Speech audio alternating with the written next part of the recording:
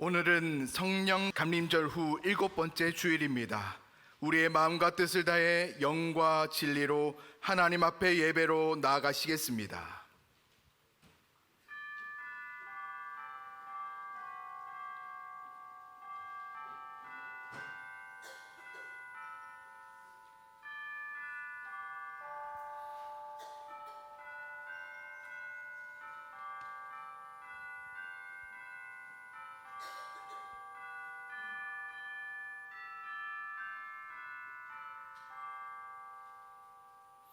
수고하고 무거운 짐진 자들아, 다 내게로 오라.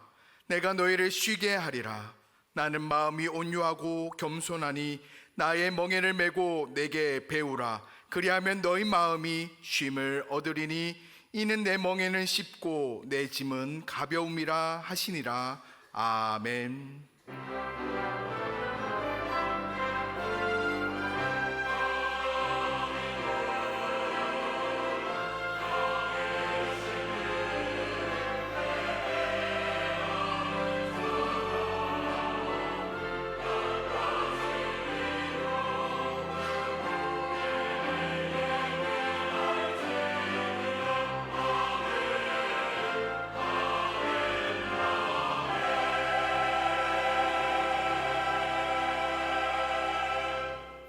선한 목자가 되셔서 택한 성도들을 생명의 길로 인도해 주시는 하나님, 저희가 세상에서 사는 동안 부족함이 없이 채워주시고 오늘 거룩한 주일을 맞이하여 성전으로 인도하셔서 평안과 안식을 누리게 하시니 감사드립니다.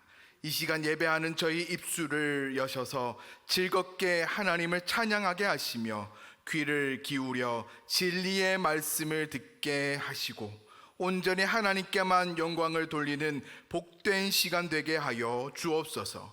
모든 것을 주님께 의지하며 예배의 주관자 되시는 예수님의 이름으로 기원하옵나이다. 아멘.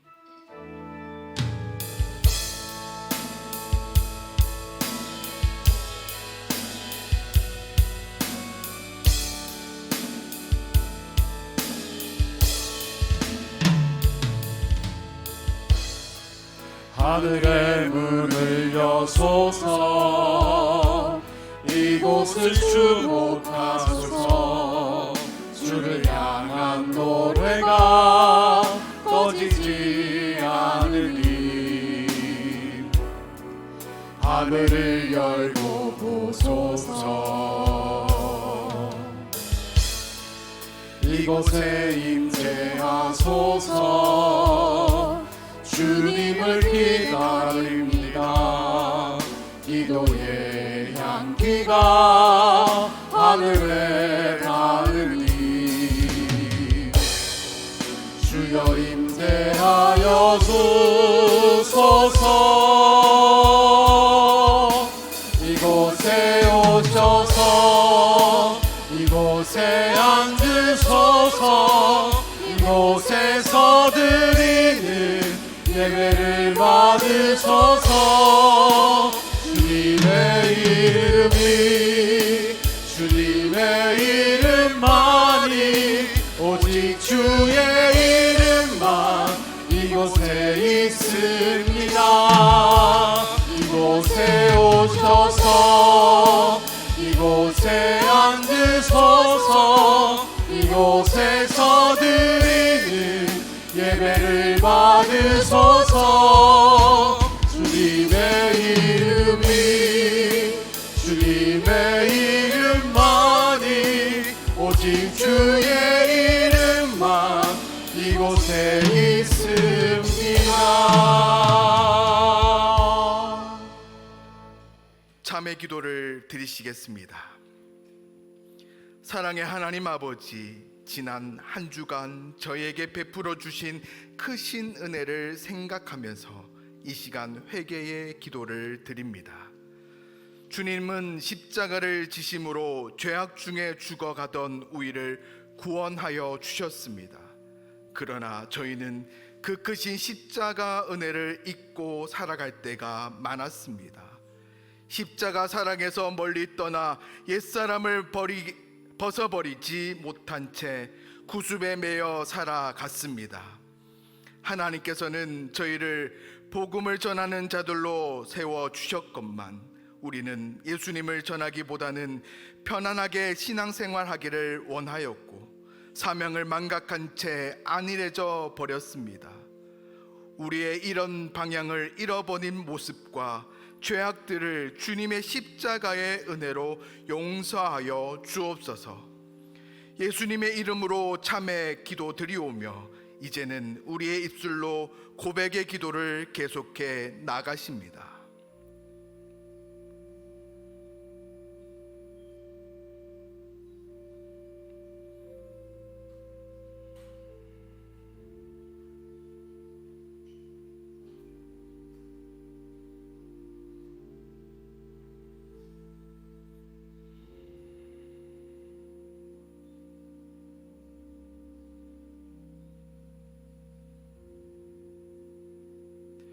불법이 사함을 받고 죄가 가리어짐을 받은 사람들은 복이 있고 주께서 그 죄를 인정하지 아니하실 사람은 복이 있도다 함과 같으니라.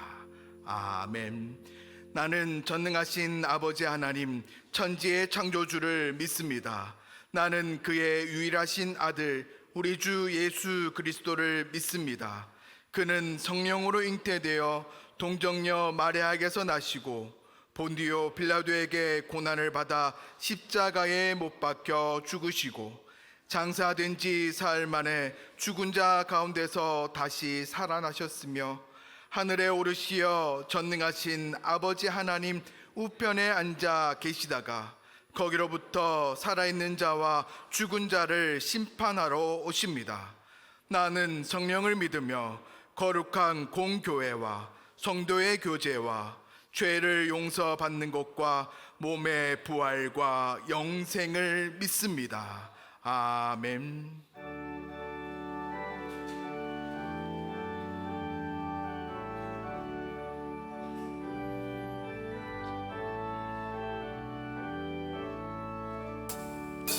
오 하나님 우리의 창조주시니 내 주님께 귀한 것 드립니다.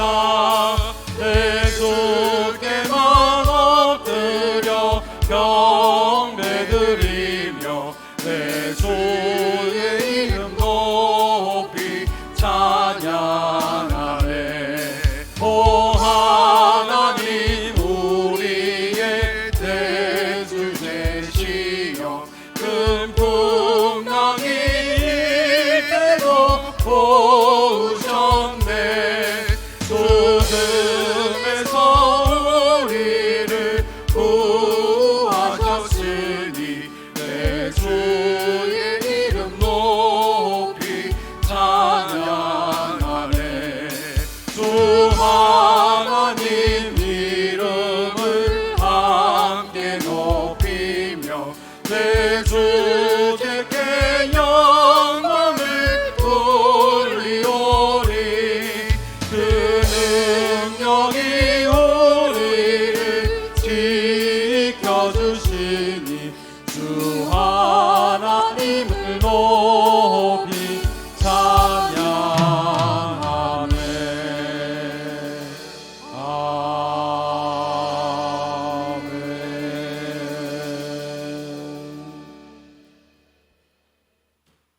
은혜로우신 하나님 아버지, 지난 한 주간도 우리의 삶을 지켜주시고 오늘로 온 대봉에 성도들이 모여 주의 성원을 찬양하고 예배드리게 하심을 감사합니다. 하나님 아버지, 지난 저희들의 삶을 돌아볼 때 하나님의 거룩하시고 온전하신 뜻대로 살기보다는 나의 고집과 정욕대로 살았고 하나님 없이 살고 있는 나의 모습을 보았습니다.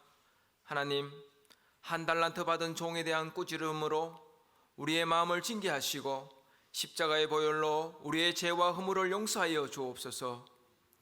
하나님 아버지, 이 시간 우리의 심령에 성령으로 충만하게 하옵소서. 다함이 없는 하나님의 사랑으로 우리의 가정을 세우며 성령의 능력으로 우리의 일터와 이웃 사회에게 빛과 소금의 역할로 복음의 사람 예배자로 살게 하옵소서. 하나님, 정치적 분열, 경제적 불안, 사회적 분열로부터 이 나라를 긍휼히 여겨 주시옵소서. 특히 지금 전국 곳곳이 폭우로 어려움을 당하고 있습니다. 우리의 생명과 삶의 터전을 지켜주옵시고 수재로 고통을 받는 사람들에게 하나님의 위로하심으로 도와주옵소서. 하나님, 우리 대봉교회를 여기까지 인도하여 주심을 감사합니다. 우리 모두 주님 몸된 교회의 지체들로 성장케 하시고 성령 안에서 하나 되어 주님 주신 교회의 본질적 사명을 잘 감당하는 대봉교회 되게 해 주시옵소서. 특별히 김원혜 담임 목사에게 성령 충만으로 함께 하시어 온 성도들을 말씀으로 잘 양육하고 교회를 잘 인도하시는 목자 되게 하여 주옵소서. 하나님 아버지, 지금 유아로부터 청년부에 이르기까지 여름 수련회를 진행되고 있습니다. 수련회의 일정을 안전으로 지켜주시고 주께서 친히 인도하여 주옵소서. 대봉의 자녀들이 수련회로 하나님을 인격적으로 만나고 체험하는 은혜로운 시간이 되게 하옵시고 교회 친구들과 더욱더 친밀한 교제를 나눌 수 있는 시간 되게 하여 주옵소서. 몽골로 비전 트립을 준비하는 대봉의 청소년들에게 임마누엘의 하나님 함께 동행해 주시고 하나님 나라에 대한 꿈과 비전을 품고 돌아오는 귀한 시간 되게 도와주옵소서. 수고하는 교육자들과 교사들에게 지혜와 능력을 주시고 그들의 헌신을 기억하여 주옵소서.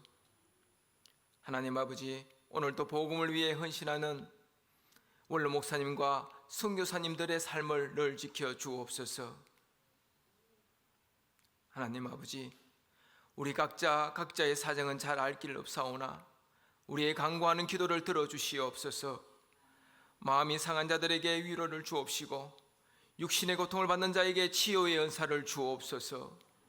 영혼이 가란 자들에게 새로운 소망을, 삶의 어려움이 있는 성도들에게 피할 길을 열어 주옵소서. 이 시간 하나님의 말씀을 대언하실 목사님께 성령으로 능력으로 더딥혀 주시고 우리의 가란 심령의 단비같이 은혜로운 말씀이 되게 하여 주옵소서. 귀한 성가대의 찬양을 올려드립니다. 하나님 영광 받으시옵고 듣는 우리에게는 은혜와 위로의 찬양이 되게 하옵소서. 우리의 어려운 삶 속에서도 하나님의 영광을 바라보게 하신 예수 그리스도 이름으로 기도드리옵나이다. 아멘.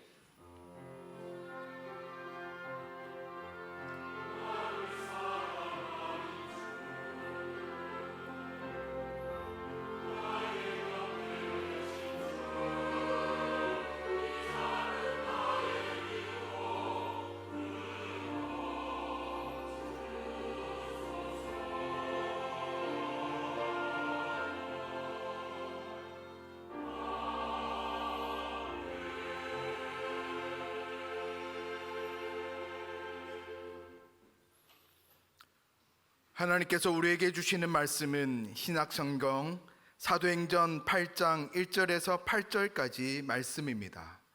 신약성경 200면에 있습니다. 하나님의 말씀을 봉독할 때에 경청하시기 바랍니다. 사울은 그가 죽임당함을 마땅히 여기더라. 그날에 예루살렘에 있는 교회에 큰 박해가 있어 사도 외에는 다 유대와 사마리아 모든 땅으로 흩어지니라. 경건하는 사람들이 스데반을 장사하고 위하여 크게 울더라. 사울이 교회를 잡멸할세 각 집에 들어가 남녀를 끌어다가 옥에 넘기니라.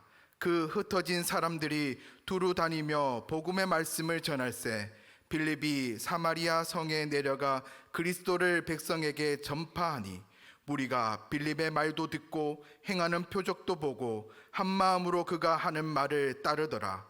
많은 사람에게 붙었던 더러운 귀신들이 크게 소리를 지르며 나가고 또 많은 중풍병자와 못 걷는 사람이 나으니 그 성에 큰 기쁨이 있더라. 아멘. 이 말씀을 통하여 은혜 주실 줄로 믿습니다.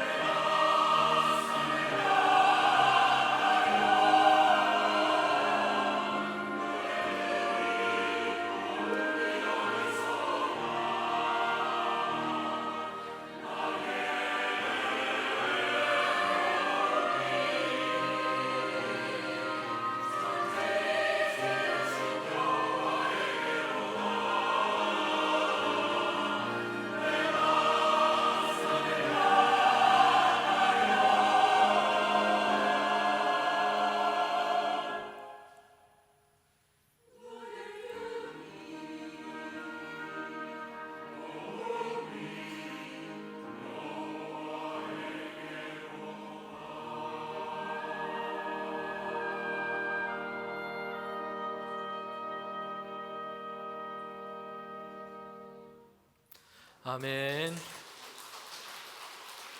찬양에 감사를 드립니다. 우리의 눈을 들어 우리의 도움이 되시는 하나님을 바라보는 우리 모든 성도님들 되시기를 원합니다. 아멘. 우리는 원하고 기대하는 일들이 있습니다. 이것을 가지고 하나님께 기도하기도 합니다. 그런데 내가 소원하는 것, 기도한 대로 되지 않았던 이런 경험들도 우리는 다 가지고 있습니다. 그렇게 되지만 않았으면 좋겠다라고 생각했는데 오히려 그런 대로 일이 되어버리기도 합니다. 원치 않았던 일, 피하고 싶었던 그 일이 내 삶의 상황 가운데 마주하게 된 것입니다. 그럴 때는 우리에게는 이 왜라는 의문이 듭니다. 왜 이렇게 되어버렸을까? 이런 실망스러운 생각이 들기도 합니다. 그리고 이런 일이 몇 번 반복되면 하나님께서는 나의 기도를 들으시는가? 내가 기도해야 하나? 라는 이런 의심과 회의가 들 때도 있습니다. 예루살렘 교회와 성도들에게는 스데반의 죽음이 당장에는 이런 일로 다가올 수 있습니다. 지난 주일에 스데반이 순교를 당한 그 말씀을 함께 나눴습니다. 스데반은 성령과 지혜가 아주 충만한 사람이었습니다. 예루살렘 교회가 7명의 집사를 세우는데 그 중에 한 사람이 바로 스데반이었습니다. 교회 성도들은 스데반을 신뢰와 존경했습니다. 교회 안에서 구제하는 일을 맡아서 했고요. 예수 그리스도를 증거하고 기적과 이적을 행하기도 했습니다. 이런 스데반을 통해서 믿는 자들이 많아졌습니다. 스데반은 매우 활력 있고 놀랍게 주의 일을 했던 사람이었습니다. 그러자 반대자들이 이제 스데반을 핍박하고 박해하기 시작했습니다. 그 사람을 반대한 것이 아니라 그가 전하고 있는 예수 그리스도와 그 복음을 반대한 것입니다. 요한복음 15장에 보면 예수님께서 제자들에게 이렇게 말씀했습니다. 너희가 예수님을 따르고 예수님을 믿고 예수님의 이 복음을 전하고 살면 핍박과 고난이 있을 텐데, 그런데 너희를 미워한 것이 아니라 먼저 그들이 예수 그리스도와 그 복음을 반대하기 때문이다 말씀했습니다. 요한복음 15장 18절 말씀입니다. 세상이 너희를 미워하면 너희보다 먼저 나를 미워한 줄로 알라. 제자들이 전하고 있는 그 예수 그리스도와 이 복음, 이것은 사람들의 죄와 어둠을 드러나게 합니다. 그래서 많은 사람들이 이 복음을 들었을 때에 거부하거나 더 나아가서는 적대하고 반대하기도 합니다. 그 죄와 어둠은 타락하고 거짓과 불의를 행하고 방탕함과 음란함, 이런 것들이 있습니다. 그런데 이런 죄뿐만 아니라 예수님의 이 복음 앞에 드러난 사람의 죄와 어둠은 스스로 만들어 보이는 경건함, 이런 종교들까지 들어 있습니다. 하나님 앞에서 스스로 포장된 의로움과 경건을 내세웁니다. 그래서 그들은 자신 안에 있는 내밀한 죄들을 보지 못하게 됩니다. 하나님의 은혜 앞으로 나오지 못하게 하는 것이에요. 예수님의 복음은 더 이상 사람들이 스스로 내세우는 의로움과 경건이 오히려 자신들의 어둠과 죄를 감추는 기만이 될 수 있다고 지금 밝히고 있는 것입니다. 예수님 안에서 하나님의 구원을 얻도록 하는 이 의는 사람에게서 비롯된 의가 아닙니다. 사람들이 주도권을 가지고 자신들이 원하는 대로 만들고 가꾸고 이루어가는 그런 의로움이 아닌 것이요, 하나님의 의입니다. 예수 그리스도께서 십자가에서 모든 사람의 죄를 대신 담당하셔서 이루신 의입니다. 사람들의 자격과 행위로 통해서 얻을 수 있는 것이 아니라 예수님 안에서 하나님께서 긍휼과 사랑으로 이루시고 베푸시는 하나님의 구원의 은혜인 것입니다. 스데반은 예수님과 이 복음을 전했기 때문에 사내드린 공회에 잡혀왔습니다. 거기에서 신문을 당하게 된 것입니다. 이 소식이 예루살렘 교회와 성도들에게 전해졌습니다. 성도들이 원한 게 뭘까요? 그럴 때 믿음의 형제인 이 스데반이 지금 뜨거운 풀무불과 같은 위태로운 상황에 그렇게 놓였습니다. 반대하고 해야 하는 사람들 사이에 서 있습니다. 이 스데반이 무사히 돌아오기를 성도들은 원하는 것입니다. 하나님께서 스데반을 지키시고 보호해 주실 것을 원했습니다. 여러분, 그런데 어떻게 되었습니까? 성경을 보면 스데반은 순교당하게 됩니다. 성문 밖에 끌려가서 거기에서 돌에 맞아서 죽고 맙니다. 이 돌에 맞는 것은 유대인들의 율법과 전통에서는 큰 죄를 지은 사람, 부정한 사람들이 지금 처형을 당하는 방식입니다. 사람들은 이 사람의 죄와 부정함이 다른 사람들에게 그리고 그 자신에게 옮겨진다고 생각했습니다. 그래서 이 사람을 성문 밖으로 끌고 갑니다. 그리고 자신들의 손이 닿지 않도록 떨어져서 돌을 던져서 죽이는 것입니다. 유대인들에게는 그래서 돌에 맞는 처형은 가장 수치스럽고 불명예스러운 일이었습니다. 그런데 스데반이 이렇게 지금 처형당하고 순교를 당한 것입니다. 스데반의 죽음은 예루살렘 교회와 성도들은 원하지 않았던 일입니다. 사내들인 공회에 그렇게 붙잡혀갔고 신문을 당하지만 성도들은 스데반이 이번에 무사히 돌아오기를 원했습니다. 이것을 원하고 기도했습니다. 그런데 스데반은 순교당하고 말았습니다. 스데반의 죽음은 성도들에게는 큰 슬픔이었습니다. 동시에 그들에게는 매우 당혹스럽게 하는 일이었습니다. 우리가 성경을 보면 물론 스데반은 자신이 지금 당한 이 일 가운데서 담대하게 예수 그리스도의 복음을 증거하고 설교했습니다. 위협을 당하고 순교를 당하는 그런 상황 가운데서 그의 얼굴은 마치 천사의 얼굴과 같았습니다. 눈을 들어 하늘을 볼 때에 스데반은 하나님의 영광을 봤어요. 부활하시고 승천하신 그 예수님을 보았습니다. 죽음의 현실을 넘어서는 하나님의 이 영원한 세계를 그는 보았습니다. 그래서 오히려 돌을 던지는 그 사람들을 위해서, 자신을 죽이려는 그 사람들을 위해서 스데반은 기도했습니다. 하나님, 저 사람들의 죄를 용서해 주십시오. 하나님께 그들을 위해서 하나님께 탄원한 것입니다. 스데반은 이렇게 하나님의 영광을 보고 담대하고 놀라운 평강 가운데서 죽음을 맞이했습니다. 그러나 예루살렘 교회와 성도들은 이 스데반의 이 죽음은 한편에서는 슬픈 일이었고 그리고 한편에서는 매우 당혹스러운 일이었습니다. 스데반은 그들과 함께 믿음 생활을 했던 사람이었어요. 신실한 주님의 일꾼이었습니다. 믿음의 동료였습니다. 그런 그가 예수님을 전하다가 사내들인 공회에 잡혀서 고발당하고 신문을 당하게 됩니다. 여러분, 이렇게 사내들인 공회에 잡혀간 것은 스데반이 처음이 아니었어요. 예수님의 사도였던 베드로와 요한도 얼마 전에 사내들인 공회에 그렇게 잡혀가서 신문당하고 고초를 겪기도 했습니다.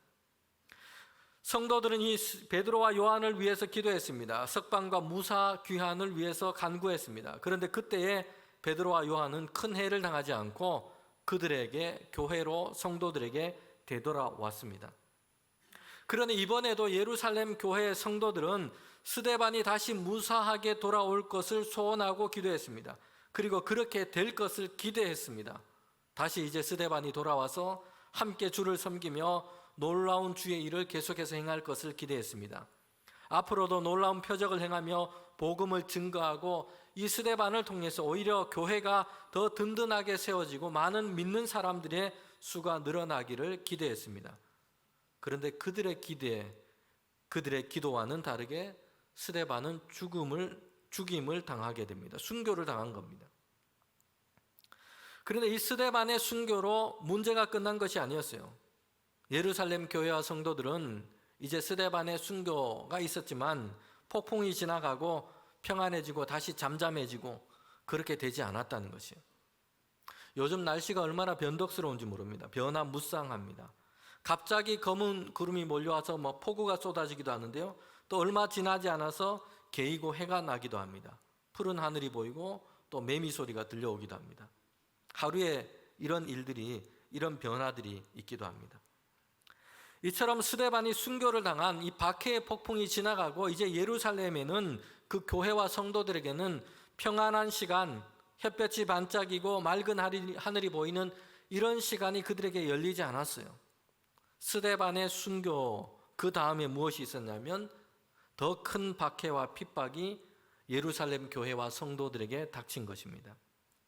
스데반의 순교를 시작해서 이제는 성도들에게 교회를 향한 이런 큰 박해들이 그들 가운데 온 것입니다. 극심한 박해와 핍박이 있었어요.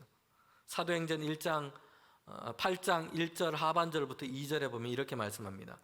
그날에 예루살렘에 있는 교회에 큰 박해가 있어서 사도 외에 다 유대와 사마리아와 모든 땅으로 흩어지니라.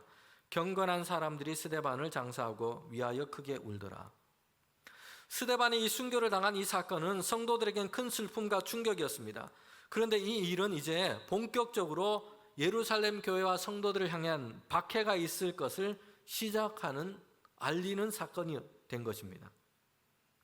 스데반이라고 하는 한 개인의 고발과 핍박을 넘어서서 이 박해당하는 것을 넘어서서 이제는 예루살렘 교회와 성도들 전체를 향한 이 박해가 시작된 것입니다.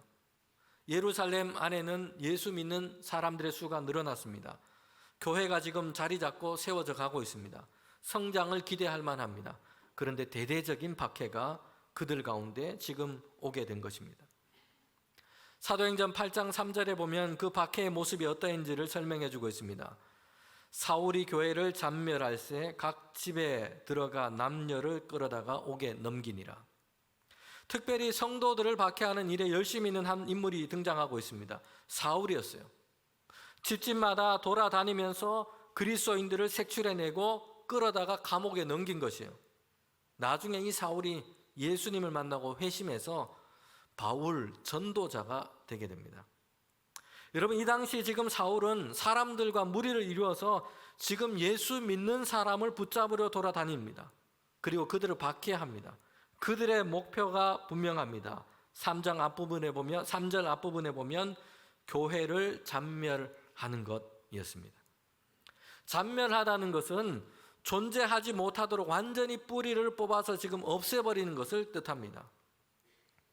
농사하면서 가장 큰 어려움, 가장 큰 싸움 중에 하나는 풀과 잡초와 싸우는 것입니다.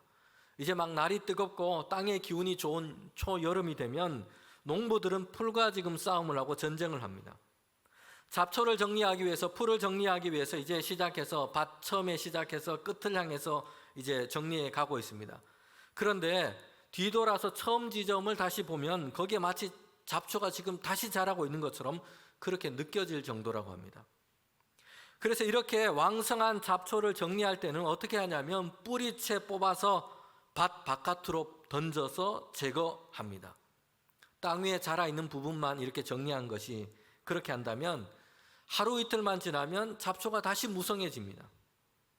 잔멸하다라는 이 말은 이런 모양을 지금 우리가 떠올리면 됩니다. 뿌리째 뽑아서 멀리 던지고 완전히 제거하는 것이요. 그런데 오늘 이 본문에서 이 잔멸하다라는 것은 박해자들이 교회와 성도들을 향해서 지금 하고 있는 모습입니다. 스데반의 순교로만 끝나지 않았습니다. 반대자들은 이제 예루살렘 교회와 성도들을 향해서 이렇게 박해한 것입니다. 뿌리째 뽑아서 완전히 버리기로 작정한 것이요. 그래서 대대적인 박해를 한 것입니다. 여러분, 그래서 어떻게 되었습니까? 성경에 보면 성도들이 흩어지게 된 것이요. 박해 때문에 핍박을 피해서 이제 이 성도들은 예루살렘을 떠날 수밖에 없었어요. 성도들 중에는 예루살렘이 고향인 사람도 있습니다. 거기에서 태어나고 자라고 지금까지 살아온 사람들도 있어요. 그들이 지금까지 살아온 이 삶의 터전을 떠날 수밖에 없는 것입니다. 성도들 중에는 유대 절기를 지키러 예루살렘에 왔다가 이제 예수 그리스도의 이 복음을 듣고 회심하고 성도가 된, 교회 믿음의 성도가 된 사람들이 있습니다. 그런데 그들은 신앙을 위해서 고향으로 되돌아가지 않았습니다. 예루살렘에 머물게 된 것입니다. 이제 그들도 신앙 때문에 다시 짐보따리를 싸서 예루살렘을 떠나야 하는 그런 형편에 놓인 것입니다. 오늘 우리는 신앙을 사회적인 성공, 기도를 물질적인 넉넉함과 축복으로 연결시키는 그런 시대에 우리는 살고 있습니다.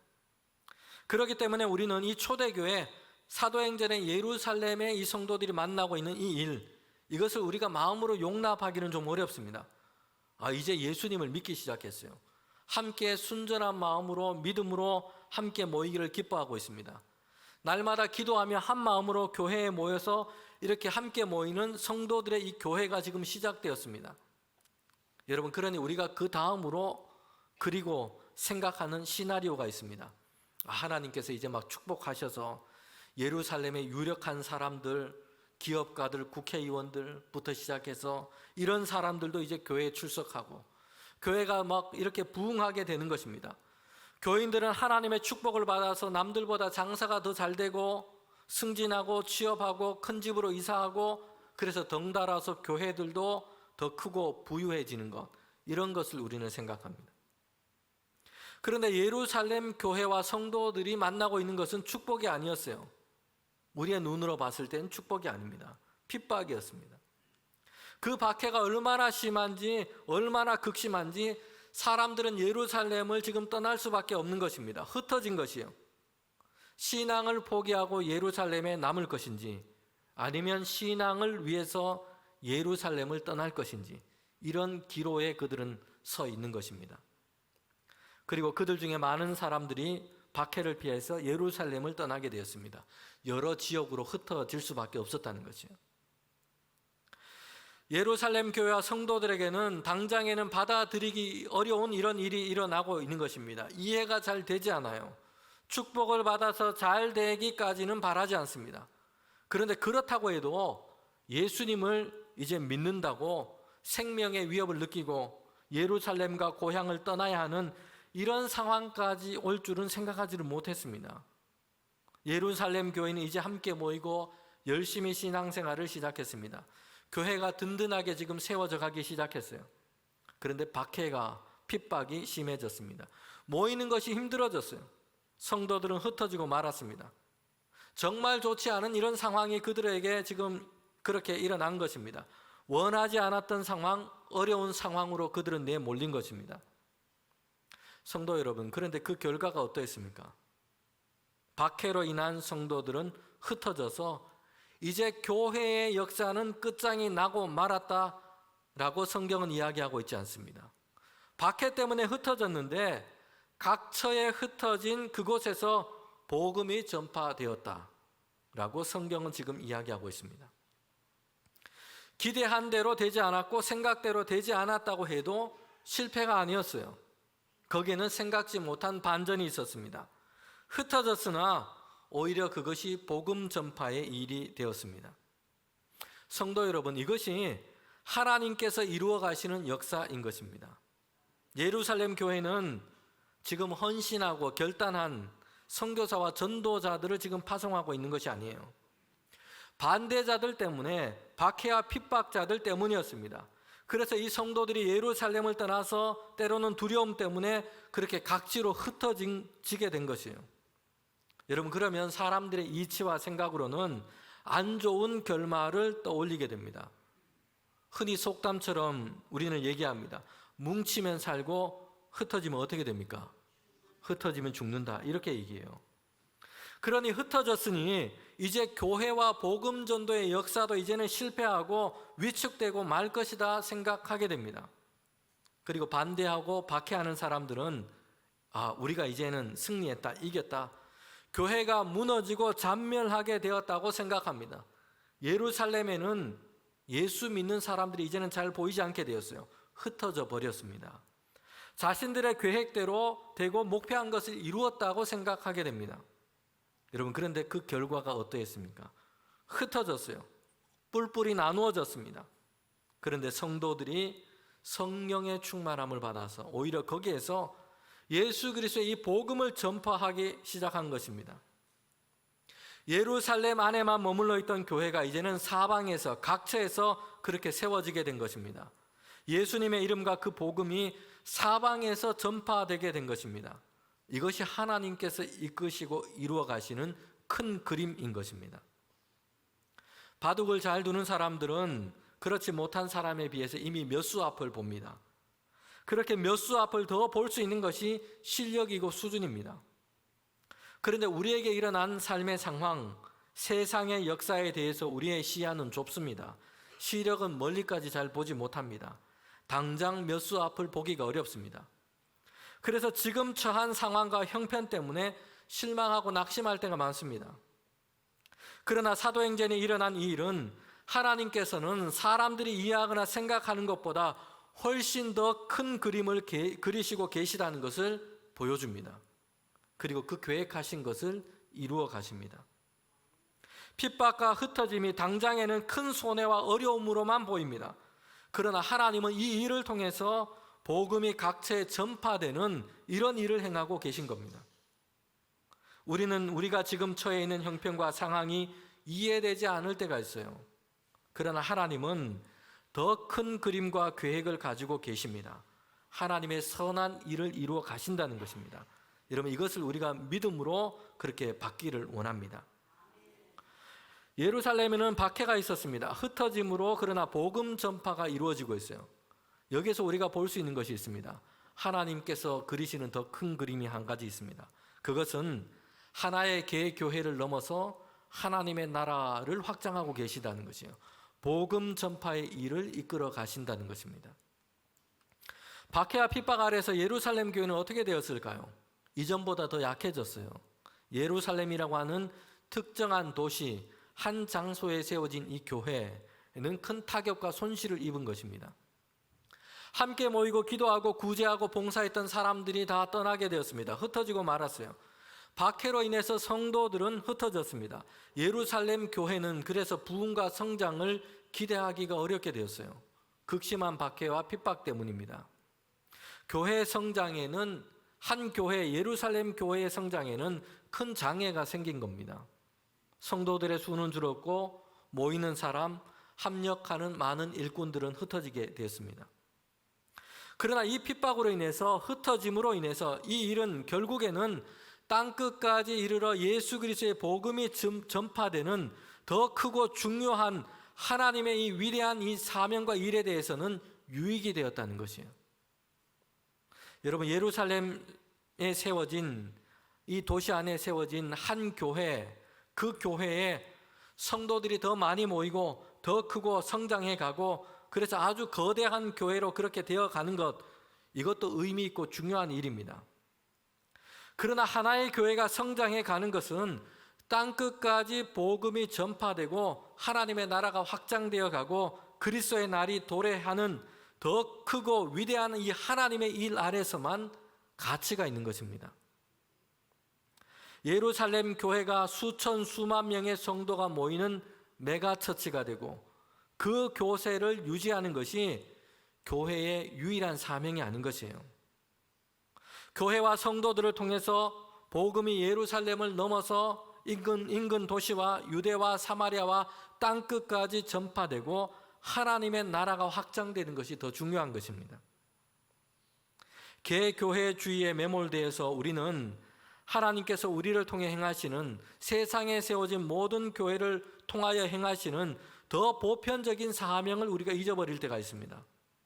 그래서 개교회의 수적인 교회 성장, 양적인 교세 유지에 지나치게 몰입해 있는 것이요. 하나님의 나라와 성경이 우리에게 말씀하시는 더 놀라운, 더 큰 사명에 대해서 우리는 이렇게 무지할 때가 있어요. 복음 전파와 하나님의 나라 확장을 위해서 지역교회가 함께 연합하고 협력해야 하는데, 그래서 그렇지 못하고 교회들이 서로 과도하게 경쟁하고 서로 불편하게 생각하는 이런 상황에 놓여 있기도 합니다. 모든 교회와 성도들은 하나님의 이 더 큰 그림, 더 크고 위대하고 보편적인 이 사명을 기억해야 합니다. 승천하신 주님께서 제자들에게 명령하고 사명을 주셨습니다. 성령이 임하면 너희가 예루살렘에서 크고 거대하고 아주 더 큰 그런 교회를 세우게 될 것이다. 제자들에게 이런 사명을 주시지 않았습니다.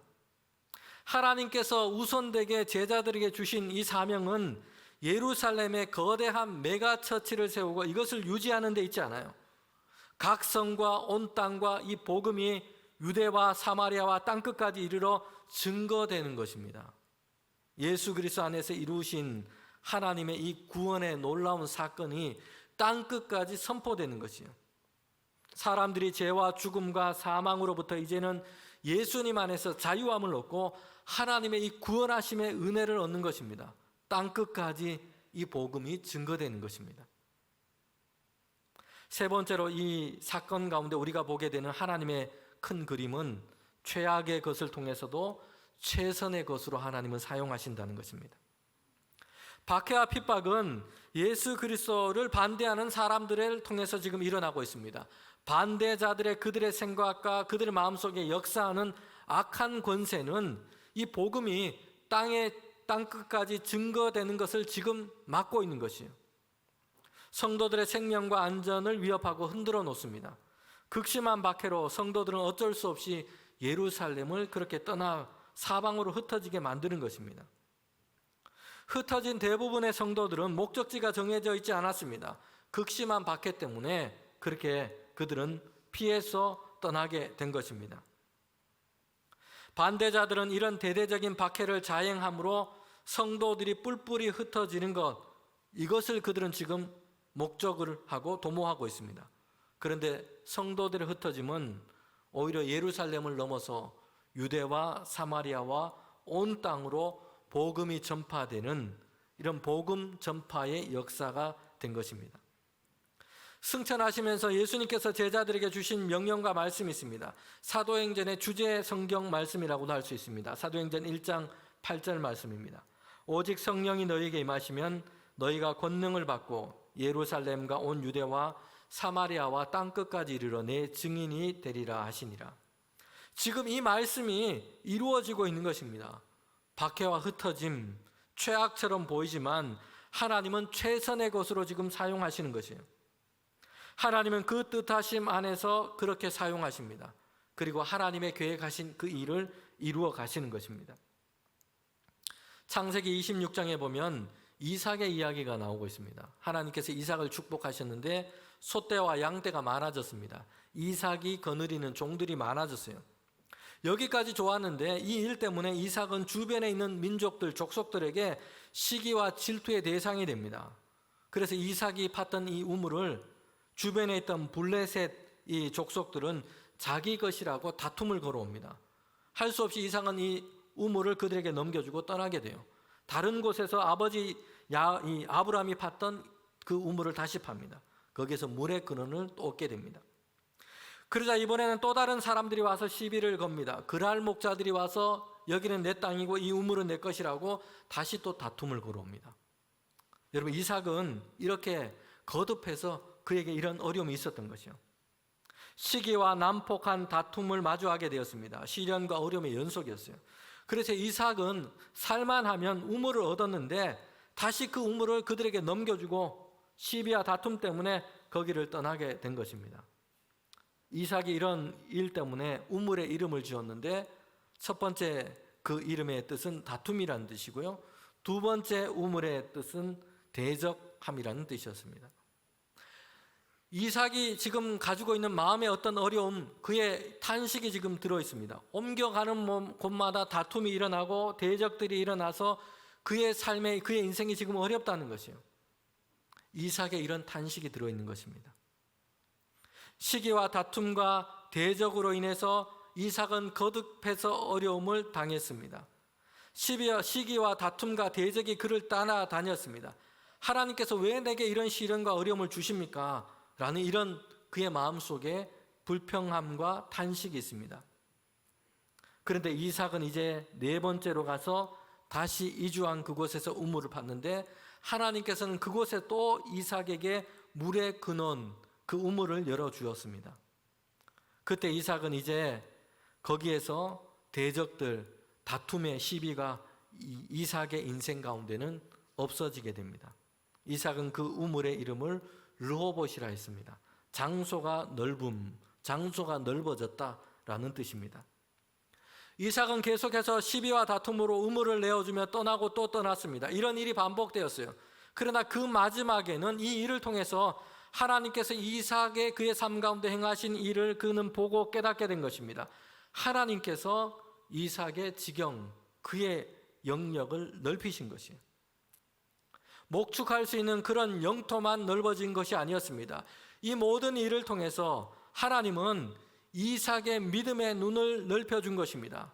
하나님의 섭리와 일하심 아래서 그의 상황, 그의 삶의 상황을 볼 수 있는 믿음의 시야를 넓혀주신 것입니다. 다툼과 이 시비를 피해서 떠나야 했던 이 일, 자신의 것을 내어주고 떠나야 했던 일, 어렵고 힘든 일입니다.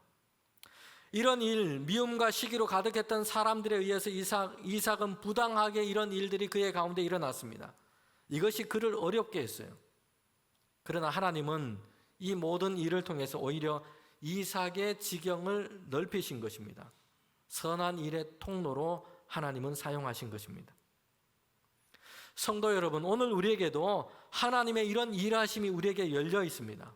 때로는 어려움, 때로는 재난, 때로는 시련, 때로는 이해할 수 없는 어떤 일, 이런 것이 우리에게 있을 때 우리의 마음이 불편해지기도 합니다.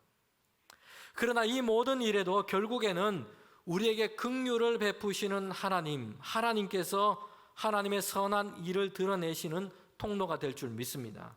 그래도 내 눈에는 당장에는 최악의 것으로 보일지 모르지만 하나님은 그것으로 최선의 것을 만들어 가실 줄 믿습니다. 오늘 마지막에 우리가 함께 이 본문을 통해서 우리가 보게 되는 하나님의 큰 그림이 있습니다. 그것은 큰 슬픔이 큰 기쁨으로 하나님은 변화시키셨다는 것이요. 핍박으로 인해서 흩어진 이 한 사람, 이 모습이 오늘 8장 5절 그 뒷부분에 나오게 됩니다. 그는 빌립이라는 사람이에요. 핍박으로 인해서 예루살렘에서 이제 흩어지게 되었습니다. 그는 스데반처럼 예루살렘 교회가 세운 7 집사 중에 한 사람이었습니다. 박해를 피해서 그는 흩어져서 어디로 갔냐 하면 사마리아 성으로 내려가게 됩니다. 사마리아 성은 유대인들이 가기를 기피하는 지역입니다. 아수르라고 하는 이 제국에 의해서 이스라엘이 멸망을 당했습니다. 그 뒤로 이 사마리아는 제국들에 의해서 혼혈 정책이 펼쳐졌던 그런 중심 지역이었습니다. 다른 민족들을 이 사마리아 땅에 와서 살도록 이주를 시킨 것이에요. 그러다 보니 이 사마리아 땅 가운데는 피와 이 혈통이 섞여지는 이 혼혈이 그 땅 가운데 일어나게 된 것입니다. 여러분, 유대인들이 얼마나 자신들의 이 유대 혈통, 이 순수성을 얼마나 자랑하고 주장합니까? 하나님의 선택하심, 하나님의 구원이 그들의 어떤 혈통에 의해서 보존된다고 생각할 정도였습니다. 여러분, 그러기에 유대인들에게 이 사마리아 땅은 정말 부정한 땅, 저주받은 땅, 버림받은 땅인 것입니다. 유대인들은 그래서 사마리아 사람들을 유대인이라고 부르지 않았습니다. 마치 다른 인종인 것처럼 사마리아 사람들이라고 불렀어요. 사마리아 땅은 부정한 땅이었습니다. 악과 죄와 부정함이 가득한 땅이었어요. 그래서 유대인들은 이 사마리아 땅을 지나가는 것조차 싫어했습니다. 부정함이 전염된다고 생각했습니다. 그런데 예루살렘에 일어난 이 박해 때문에, 흩어짐 때문에 빌립이라고 하는 이 사람이 사마리아 성으로 내려가게 된 것이에요. 부정하고 저주받았다 생각하고 이렇게 여겨졌던 사마리아 땅입니다. 아무도 가려하지 않은 곳이에요. 편견과 혐오와 이런 거대한 장벽이 둘러쳐져 있는 땅이었습니다. 그 사마리아 땅에 빌립이 가서 예수님을 전하게 된 겁니다. 흩어짐 때문이었습니다. 거기에서 예수 그리스도의 이름으로 표적을 행했습니다. 더러운 귀신이 나가고 중풍병자, 못 걷는 사람들이 나음을 받았습니다. 사마리아 땅에 예수 그리스도의 그 복음, 그 생명의 능력으로 그 성이 기쁨으로 가득한 성이 된 것입니다. 흩어짐을 통해서 하나님께서 행하신 일입니다. 그 흩어짐은 비록 반대자들을 통해서 일어났지만 성도들의 흩어짐은 복음 전파가 되었고, 그 기쁨은 사마리아 땅 가운데 큰 기쁨으로 가득하게 된 것입니다. 흩어지다라는 뜻은 헬라어로 씨앗이라는 뜻을 가지고 있습니다. 박해는 성도들을 흩었지만 성도들은 흩어져서 사라져버린 것이 아니에요. 성도들은 예수 그리스도의 복음의 씨앗이 된 것입니다. 흩어져서 온 땅 가운데 복음의 씨앗으로 그곳 가운데 심겨진 것입니다. 그래서 어둠과 저주와 그늘이 덮은 그 땅을 복음의 생명의 능력으로 변화시키고 있는 것입니다. 편견과 배척과 정죄로 상처받은 땅, 사마리아 땅 같은 그곳 가운데도 이제는 그 기쁨의 봄이 오도록 한 것입니다. 성도 여러분, 우리는 여전히 이제는 믿음 안에서 변함없이 예수님 안에서 믿음 안에 우리가 살아가는 것이 중요합니다. 때로는 우리의 기대대로 되지 않고 때로는 우리의 기도대로 되지 않을 때도 있습니다. 삶의 상황과 형편이 이해할 수 없는 이런 어려움에 처해 있기도 합니다. 그러나 하나님은 우리의 생각보다 더 크고 아름다운 그림을 그리고 계십니다. 이제 우리는 주일을 지나서 또 가정과 직장과 삶의 터전으로 우리는 흩어지게 됩니다. 성도는 예수님의 부르심을 따라서 함께 모이고, 그리고 동시에 우리는 세상 가운데서 예수님의 보냄을 받은 사람입니다. 보내심을 따라서 우리는 세상 가운데 살아갑니다. 시련, 편견, 혐오, 억눌림, 죄악, 수많은 이유로 우리가 살아가는 이 보냄을 받은 세상에는 그늘과 어둠이 있습니다. 우리는 이런 세상을 향해서 뿌려진 씨앗과도 같습니다. 흩어진 그곳에서 우리가 품은 예수 그리스도의 이 생명의 복음이 전파되고 우리를 통하여 한 사람 한 사람이 자유함을 얻고 하나님의 이 구원하심의 은혜를 얻고 온전케 되는 믿음의 역사가 있기를 원합니다. 하나님의 은혜와 기쁨이 우리를 통해서 우리가 보내진 그곳 가운데 생명의 씨앗으로 증거되기를 축복합니다. 함께 기도드리겠습니다.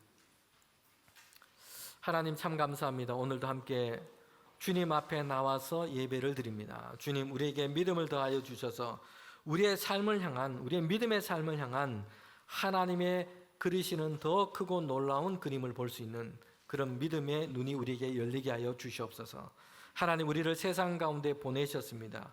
우리가 보내진 그곳 가운데 흩어 뿌려진 복음의 생명의 씨앗이 되게 하여 주시옵소서. 그래서 주님, 어둠이 있는 곳, 슬픔이 있는 곳, 그 모든 곳에 예수 그리스도의 생명이 우리를 통해서 증거될 수 있도록 우리를 인도하여 주시옵소서. 예수님의 이름으로 기도합니다. 아멘.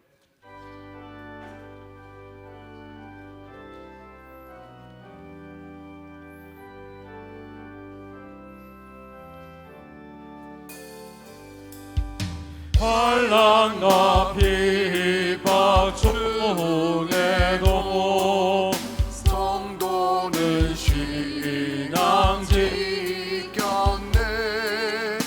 이 신앙 생각할 때에 기쁨이 충만하도다. 성도의 신앙 따라서 죽도록 충성하겠네. 옥중에 매인 성도나 양심은 자유 얻었네. 우리도 고난 받으면 죽어도 영광 되도다. 성도의 신앙 따라서 죽도록 충성하겠네. 성도의 신앙 본받아 원수도 사랑하겠네. 인자한 언어 행실로 이 신앙 전파하리라. 성도의 신앙 따라서 죽도록 충성하겠네.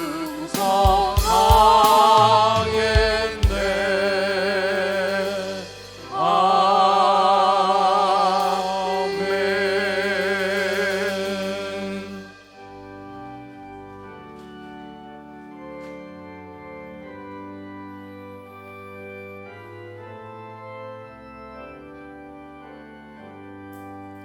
나의 보화 드리니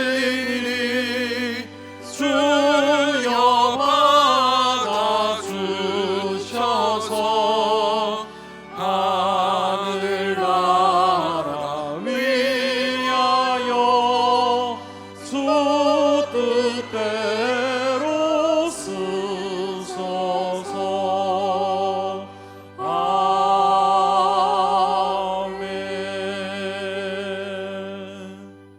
참 좋으신 하나님, 한 주간 동안 저희들의 삶을 인도하시고 복된 날 주님을 예배할 수 있도록 하시니 감사합니다. 이 시간 우리의 정성을 모아 하나님께 예물을 올려드립니다. 우리가 가진 모든 것이 주님의 것이며 주님께서 허락하신 것입니다. 이 믿음의 고백으로 하나님 귀한 헌금을 하나님께 드립니다. 하나님이 예물을 구별하여 드릴 때마다 주님, 우리의 마음과 생각이 헛된 욕심을 따라 살지 않게 하시고 우리의 시간, 소유와 삶을 하나님께 드리는 예물이 될 수 있도록 인도하여 주시옵소서. 드려진 모든 예물이 주님 뜻 가운데 사용되게 하여 주시옵소서. 우리 성도들의 가정과 일터 가운데 하나님께서 복에 복을 더하여 주셔서 날마다 손으로 수고한 모든 일 가운데 풍성한 결실을 얻게 하시고 하나님께서 형통하게 하시는 그 은혜를 힘입게 하여 주시옵소서. 특별히 주님, 큰 비로 인해서 우리나라 여러 지역이 재난 중에 있습니다. 긍휼이 많으신 하나님, 어려움과 슬픔 가운데 있는 이들을 돌보시고 인도하여 주시옵소서. 막막한 저들의 마음을 주님께서 위로하여 주시옵소서. 하나님, 또한 이 드린 예물 가운데 주님 인도하여 주셔서 사용되는 곳에 하나님의 영광만이 나타날 수 있도록 주님 인도하여 주시옵소서. 예수님의 이름으로 기도합니다. 아멘.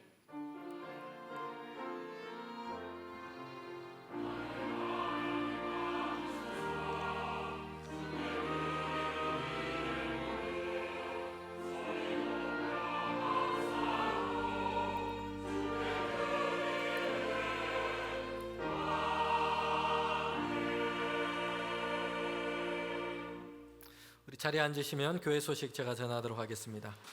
오늘은 성령 강림절 후 7번째 주일입니다. 오늘 찬양 예배 시에는 예수님의 사람 제자 훈련 1기 수료식이 예배 중에 있습니다. 다음 주일부터 해서 4주간 8월 13일 주일까지는 오후 찬양 예배는 가정 예배로 드립니다. 우리 가정 예배문은 매주 주보 찬양 예배란에 그렇게 기입됩니다. 참고해 주시기를 바랍니다. 하절기 우리 여러 모임들 휴무 안내 주보를 참고하시면 되겠습니다. 그리고 오늘 주보와 함께 같이 나눠드렸는데요. 여름 신앙생활 안내지 나눠드렸습니다. 하절기 휴무 기간 동안에 여러분 참고하셔서 또 여름 휴가를 또 보내시는 분들 계실 텐데 참고하셔서 우리 또 지역의 선교 우리 유적지도 보시고 또 신앙도서, 매일 성경, 가정 예배, 또 찬양 이런 안내를 이렇게 해 놓았습니다. 잘 활용하시면 좋겠습니다. 청소년 비전 트립이 7월 31일부터 8월 5일까지 몽골로 떠나게 됩니다. 여기에 대한 설명과 기도 제목을 오늘 2층 로비에서 우리 나눠드리게 됩니다. 여러분 기도해 주시고 또 우리 잘 다녀올 수 있도록 또 후원과 협력해 주시면 좋겠습니다. 주보에 교회학교, 여름성경학교, 청년부 수련회, 중고등부 수련회 비전 트립 일정 나와 있습니다. 기도해 주시고 또 우리 자녀들이 꼭 시간을 내서 참여할 수 있도록 그렇게 부모님들은 협력해 주시기를 바랍니다. 교우 소식 전하도록 하겠습니다. 남인도 장로님, 공명원 권사님 가정에 하나님께서 귀한 생명, 손자를 허락해 주셨습니다. 장남 가정 등남했습니다. 축복하고 또 축하드립니다. 우리 다 일어나셔서 파송의 찬양 함께 부르도록 하겠습니다.